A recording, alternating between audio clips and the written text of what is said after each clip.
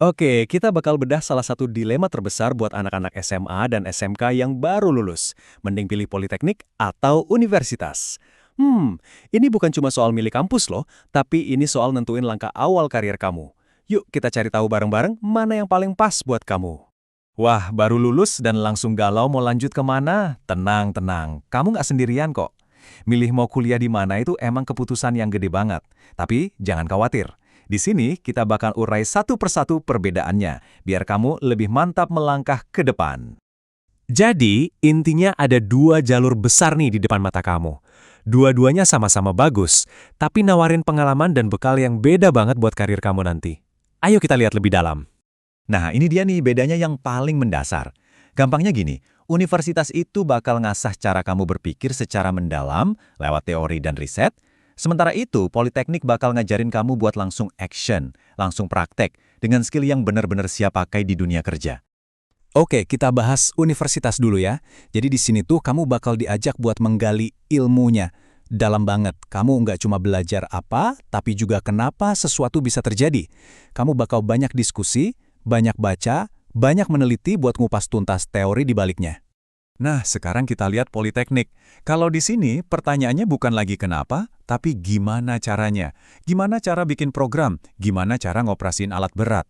Fokusnya jelas banget, ngasih kamu skill yang relevan dan dibutuhin sama industri saat ini juga. Oke, beda fokus, ya jelas beda juga cara belajarnya sehari-hari di kampus. Yuk kita bandingin langsung biar lebih kebayang. Nah, lihat deh tabel ini, kelihatan banget kan bedanya? Di politeknik, hari-hari kamu bakal lebih banyak di lab, di bengkel atau di lapangan. Tugas akhirnya pun biasanya bikin karya nyata, bikin produk atau laporan proyek. Sebaliknya, di universitas, kamu bakal lebih sering di kelas, dengerin dosen, seminar, dan diakhiri dengan skripsi yang ngetes kemampuan analisis kamu. Kalau kita lihat dalam bentuk diagram begini, perbandingannya makin jelas. Di universitas, teori itu porsinya sekitar 60%, jadi menu utama. Nah, di politeknik, komposisinya dibalik. Kamu bakal lebih sering kotor-kotoran, entah itu di bengkel, di lab, atau di lapangan, karena tujuannya emang buat ngasah skill teknis kamu sampai jago. Soal lama studi, ini juga sering jadi pertanyaan. Politeknik itu ada D3, yang biasanya 3 tahun, dan ada D4 atau sarjana terapan, selama 4 tahun. Nah, ini yang penting banget buat dicatat. D4 itu setara loh sama S1 di universitas, sama-sama sarjana, levelnya sama, cuma fokus dan nama gelarnya aja yang beda. Nah, ini ada info spesial buat teman-teman lulusan SMK. Kalian tuh punya keuntungan gede kalau masuk politeknik. Kenapa? Karena kalian kan udah biasa praktek, jadi pas masuk politeknik rasanya kayak nyambung banget gitu.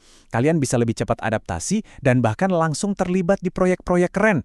Tentu aja, pertanyaan paling pentingnya kan, nanti kerjanya gimana? Bener nggak? Nah, ayo kita bedah prospek karir dari masing-masing jalur ini.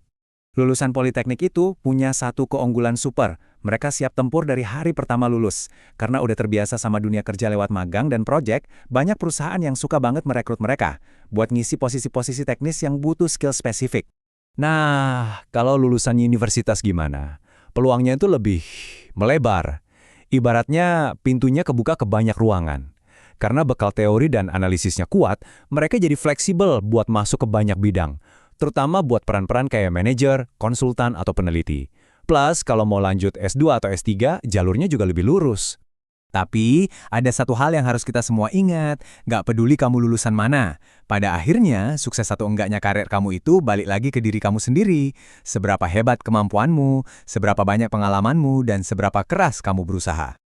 Oke, setelah kita bongkar semua perbedaannya, sekarang bolanya ada di tangan kamu. Terus, gimana cara nentuin pilihan yang paling pas buat dirimu?